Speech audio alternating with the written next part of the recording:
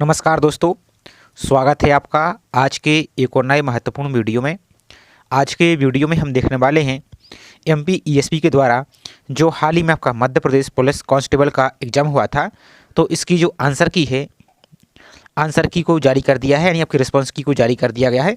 और यदि किसी क्वेश्चन में आपको डाउट है तो इसका जो ऑब्जेक्शन है आपका, ये भी ऑब्जेक्शन की लिंक भी आपको ओपन कर दी गई है। तो आज के वीडियो में यहाँ पर हम पूरी प्रोसेस देखने वाले हैं कि किस प्रकार से आप अपने क्वेश्चन की आंसर की को देख पाएंगे, और यदि किसी क्वेश्चन में डाउट है तो किस प्रकार से आपको ऑब्जेक्शन को लगाना है। तो चलिए स्टार्ट करते हैं आज के वीडियो को।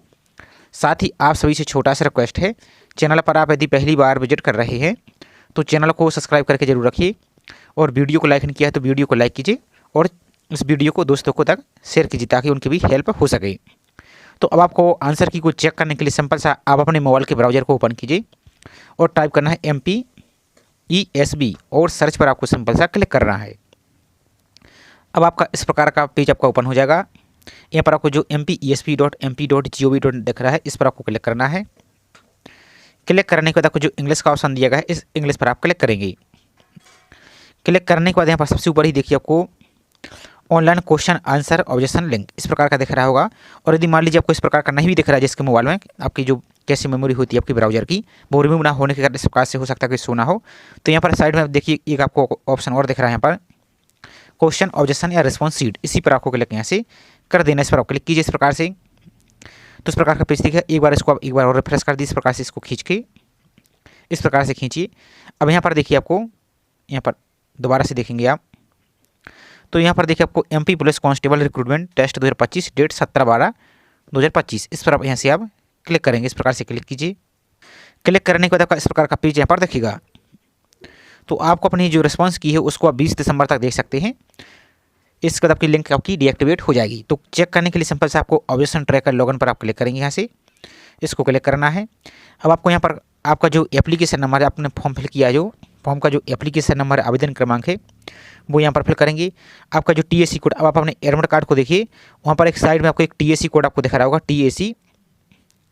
TAC कोड इस प्रकार का लिखा होगा, और आपका जो भी नाम होगा उसी नाम से आपका चालू होगा। जैसे आपका नाम मान लीजिए आपका S से नाम स्टार्ट है तो S लिखा होगा, और अब आगे का आपको यहाँ पर नंबर लिखा होगा, जो भी आपका नंबर है।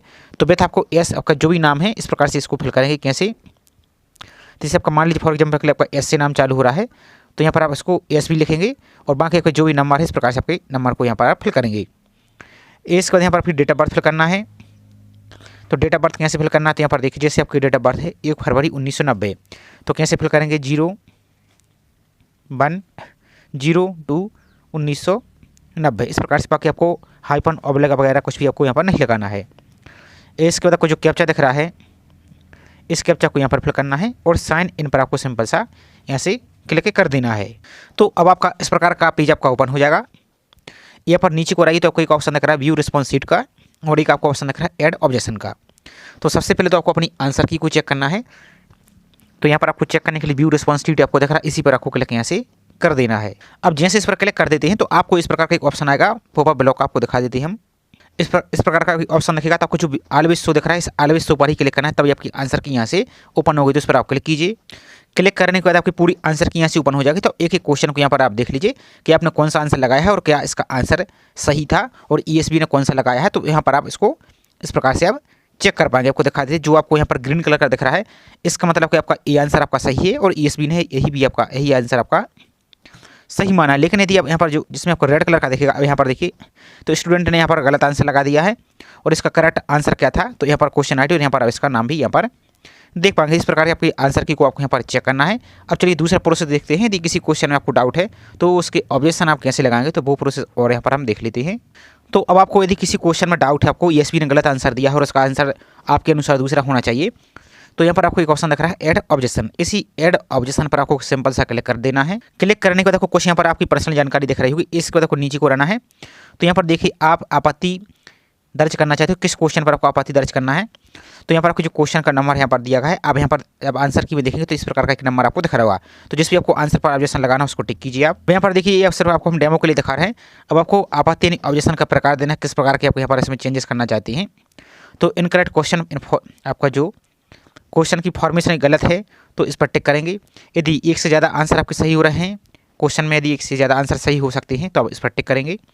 और यदि आप यहाँ पर देखिए नॉन ऑफ द ऑप्शन आज करेक्ट, तो आपके चारों ऑप्शन में से कोई भी ऑप्शन ही सही नहीं है तो उसको टिक करेंगे। या आपके यहाँ पर भाषा संबंधी आपकी इंग्लिश यहाँ पर देखिए और हिंदी में ट्रांसलेट से संबंधी आपको यहाँ पर डाउट है, यदि उसमें अलग लिखा है और इसमें अलग लिखा है तो इसको टिक करेंगे। और यदि नेक्स्ट है आपका प्रिंटिंग एरर से आपको रिजल्टिंग नो करेक्ट आपको ऑप्शन, आपको मल्टीपल करेक्ट ऑप्शन दिख रहा है तो उसको टिक करेंगे। यदि कोई और आपको समस्या है तो इनको इस प्रकार से आप टिक करेंगे। तो जैसे आप इसको टिक करते हैं तो अब यहाँ पर देखिए अब आपके अनुसार आंसर क्या सही होना चाहिए, इसको यहाँ पर टिक करेंगे। तो जो भी आपका इसका आंसर सही होना चाहिए उसको टिक करेंगे, यदि नहीं है तो ये सभी ऑप्शन ही गलत हैं तो इसको छोड़ देंगे। फिर आपको यहाँ पर टिप पढ़ी लिखना है तो यहाँ पर इस प्रकार का भी लिख सकते हैं, प्लीज़ इस प्रकार से आप लिख सकते हैं, प्लीज़ रिव्यू दिस, इस टाइप से आप कुछ भी लिख देंगे दिस आंसर या दिस क्वेश्चन, इस प्रकार से इसके बारे में शॉर्ट डिस्कशन भी आप लिख सकते हैं। तो इस प्रकार से इसको फिल करना है। अब सबसे मोस्ट इंपॉर्टेंट क्या है यहाँ पर ध्यान से देखिए कि जो आप क्वेश्चन का ऑब्जेक्शन लगा रहे हैं उसका आपको प्रूफ भी देना होगा।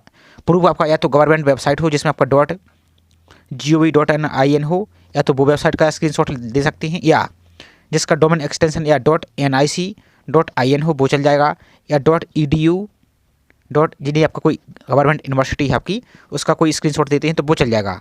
इतनी ही आपको यहाँ पर, बाकी आपके जो और अन्य वेबसाइट वो आपको नहीं लगेगा। इसके अलावा जो गवर्नमेंट की आपकी बुक होती हैं वो लगेगा। यदि आपकी जो प्राइवेट गाइड वगैरह है तो इसका आपको ऑब्जेक्शन मान्य नहीं होगा, तो उसको आपको अपलोड करना होगा। 300 KB तक ही आपको यहाँ पर अपलोड करना है JPG फॉर्मेट में। और अपलोड करने के बाद आपको जो ऐड ऑब्जेक्शन का ऑप्शन दिख रहा है इस ऐड ऑब्जेक्शन पर आप क्लिक करेंगे। क्लिक करने के बाद यहाँ पर आपको फीस पेमेंट करनी होगी। यदि आप और एक्स्ट्रा एक से ज़्यादा ऑब्जेक्शन लगाना चाहते हैं तो यहाँ पर ऐड पर क्लिक करेंगे तो आपके और यहाँ पर ऐड हो जाएंगे। और इसके बाद आपको क्लिक टू पेपर आपको क्लिक करना होगा, तो यहाँ से आपको अपनी फीस को पेमेंट कर देना है। अब सवाल है कि आप यदि क्वेश्चन यहाँ पर आप क्वेश्चन का ऑब्जेक्शन लगाएंगे तो इसकी पेमेंट आपको कितनी करनी होगी। तो यहाँ पर ध्यान से देखिए, प्रति प्रश्न की आपको 150 रुपये आपको फी आपको पे करना होगा, प्लस इसमें आपका GST भी लगेगा। लगभग आपको 30 रुपये के आसपास आपको GST लग जाएगा, यानी आपका 180 रुपये आपको लगभग लगेगा। तो आपको 150 रुपये एक क्वेश्चन का लगेगा। यदि आप इससे ज़्यादा क्वेश्चन के लिए ऑब्जेक्शन लगाना चाहते हैं तो फिर 150 और बढ़ जाएगा आपका, इस प्रकार का 300 हो गया, प्लस इसमें 30 रुपये के आसपास आपका यहाँ पर पोर्टल चार्ज ऐड हो जाएगा। तो इस प्रकार से देखना है। बाकी फिर आपकी फाइनल आंसर की जारी होगी। अब फाइनल आंसर की आपकी कब आएगी, तो जब आपका रिजल्ट आएगा रिजल्ट के साथ ही आपकी फाइनल आंसर की अपलोड यहाँ से की जाती है। बाकी आपको ये आपका जो नॉर्मलाइजेशन है परसेंटाइल का फार्मूला, ये सभी को यहाँ पर आप देख सकते हैं। तो इस प्रकार से पूरा प्रोसेस आपके यहाँ पर ही रहने वाला है, ये पूरा प्रोसेस है। तो आपको यदि किसी क्वेश्चन में डाउट है तो उसको आप सोच समझ के ही और सही प्रूफ ही देना है आपको, तभी आपके क्वेश्चन में यदि कोई चेंजेस होगा, अन्यथा इसमें कोई भी चेंजेस आपका नहीं होगा। तो इस प्रकार से आप अपनी आंसर की को देख सकते हैं। और लास्ट डेट से पहले ही आपको देख लेना है, 20 दिसंबर लास्ट डेट है। लास्ट डेट जैसे ही निकल जाती है तो फिर आप इसकी आंसर की को आप चेक नहीं कर पाएंगे, ना ही आप ऑब्जेक्शन लगा पाएंगे। फिर आपका जब रिजल्ट आएगा रिजल्ट के साथ ही फिर अपनी आंसर की को आप देख पाएंगे। इसलिए इसको आप ओपन कर लीजिए और चाहे तो इसकी आप PDF भी सेव करके अपने मोबाइल में आप रख लीजिए, ताकि बाद में आप इसको आप चाहे तो देख सकते हैं। तो इस प्रकार का पूरा प्रोसेस था। तो आई होप जानकारी आपको पसंद आई होगी। जानकारी पसंद आई तो वीडियो को लाइक कीजिए, चैनल को सब्सक्राइब नहीं किया तो चैनल को सब्सक्राइब करके जरूर रखें इसी प्रकार की रेगुलर अपडेट पाने के लिए। तो चलिए मिलते हैं इसी तरीके से एक और नई जानकारी के साथ। जय हिंद।